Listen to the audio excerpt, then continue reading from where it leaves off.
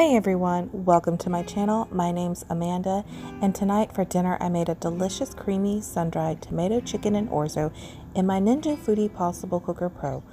Let's get started and I'll show you all the ingredients I used for it. I used spinach, butter, garlic, lemon, and I used gluten-free orzo.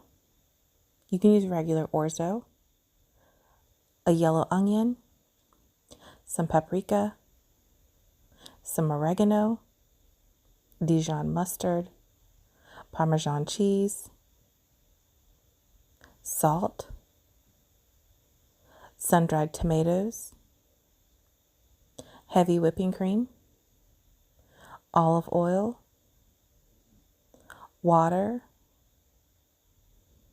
chicken stock, and I used 2 boneless, skinless chicken breasts, and you can use 3 or 4 if you would like. First, we're going to start off by making a rub for the chicken.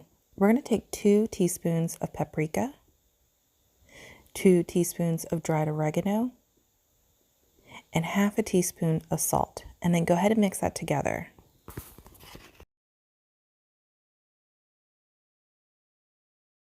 Now go ahead and rub that all over the chicken, making sure that it's coated nicely on each side. I used 2 boneless, skinless chicken breasts and I cut them in half so that way it could give me thinner slices, and that would feed my family of 5.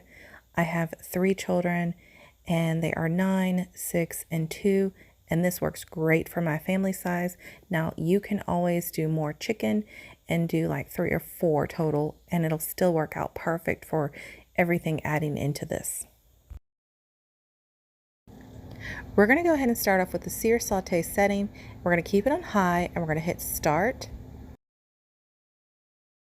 I'm going to add 2 tablespoons of olive oil. We're going to go ahead and let it heat up.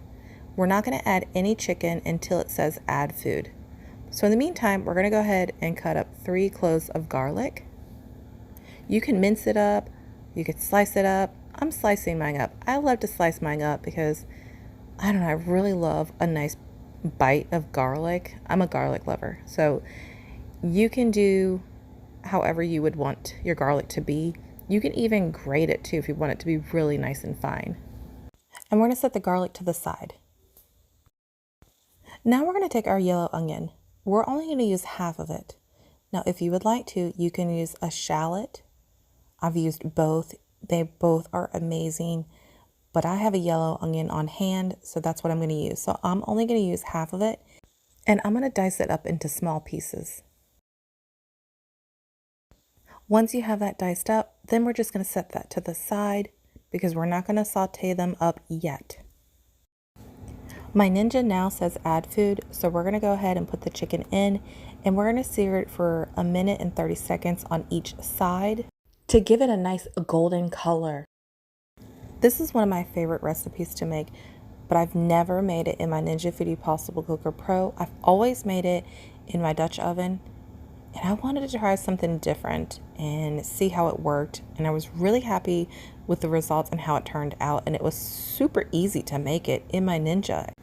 And what was nice compared to the Ninja to my Dutch oven is it cleaned up so easily with the Ninja. It was awesome. I have seared the chicken for 1 minute and 30 seconds on each side. We're going to go ahead and remove the chicken because we don't want to cook it all the way through. What we want to do is set it aside for now. I took the sear saute setting and turned it to low because it was getting really hot. I added 2 tablespoons of butter, and then I added in the diced onions. And we're going to let this cook for 3 minutes and stirring them here and there because you don't want them to burn because it is really hot from going high to low with the sear saute setting.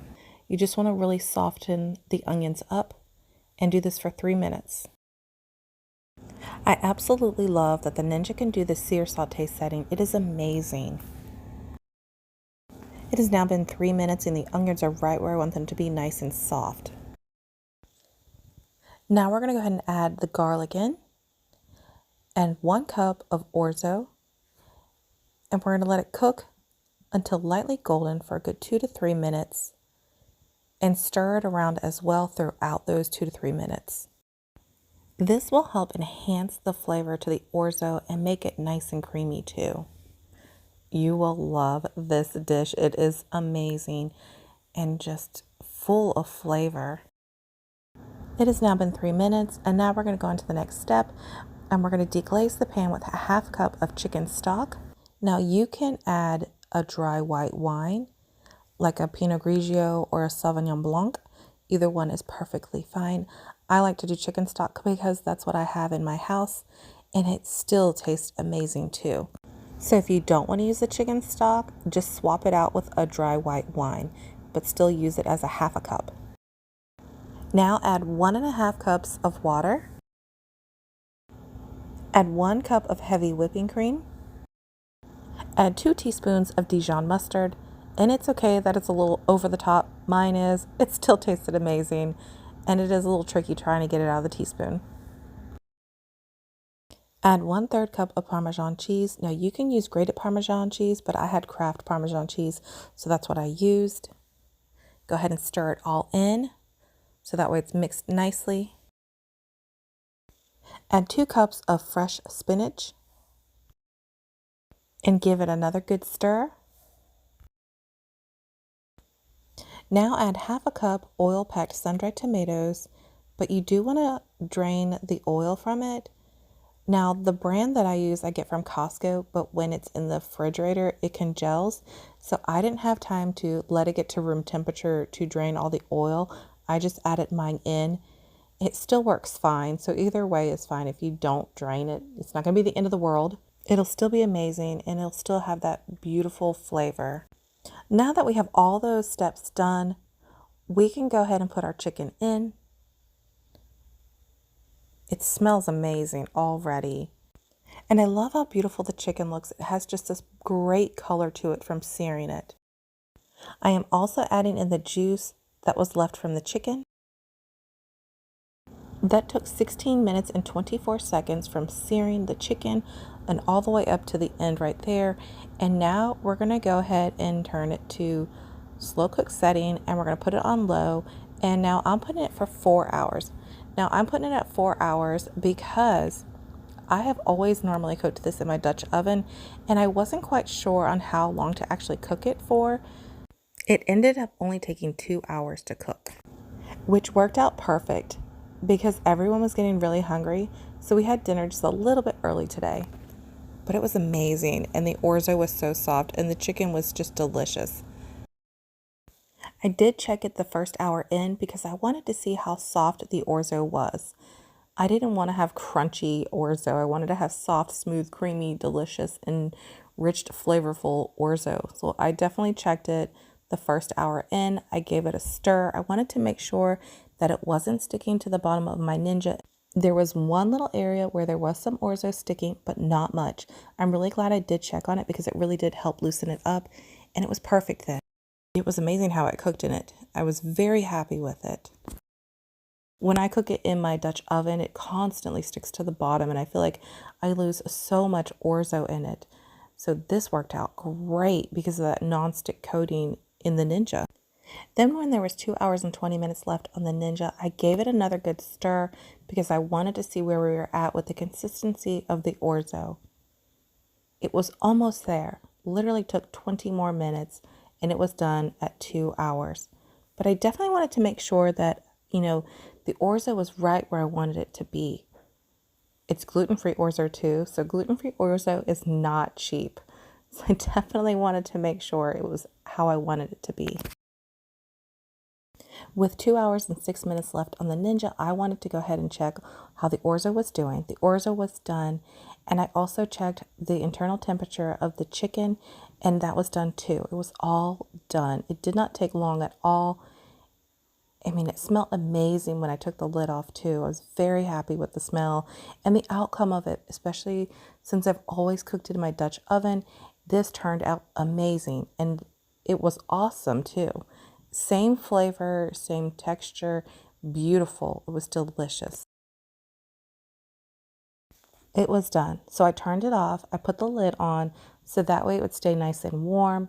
And then I went to get the other stuff ready. I heated up some green beans with some butter, nothing fancy, just something simple, easy. Just zapped it in the microwave.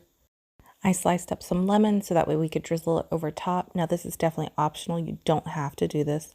My husband and I love adding it to our plates.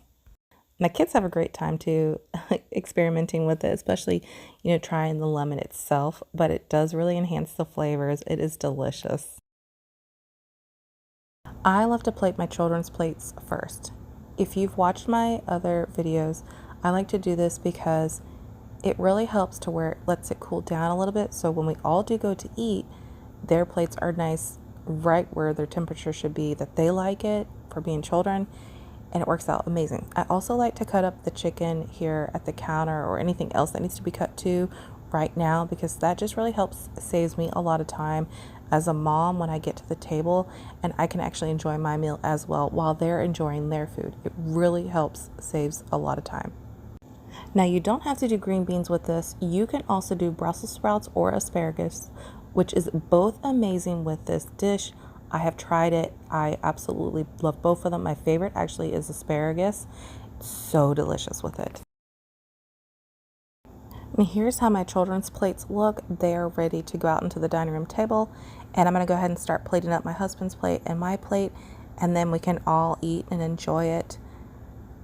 But it turned out amazing, and making in the Ninja was absolutely easy. That piece of chicken was so big, I actually decided to rearrange it. It was just so overwhelming. This plate's definitely for my husband.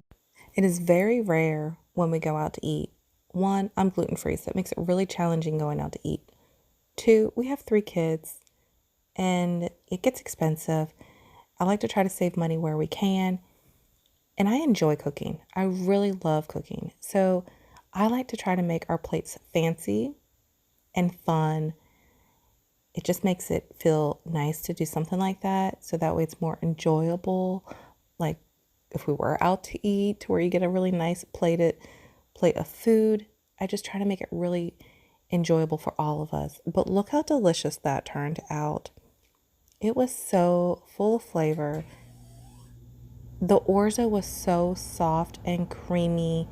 The chicken was tender, soft, and juicy. And adding the lemon to the top really, really enhances the flavors. If you love lemon, then definitely go for it. And you can switch it up between the vegetables, whichever one you would like to do.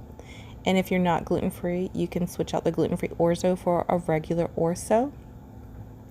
But it was delicious, and my family loves when I make this. But thank you guys so much for watching, and I hope you guys have a great day. Bye, guys.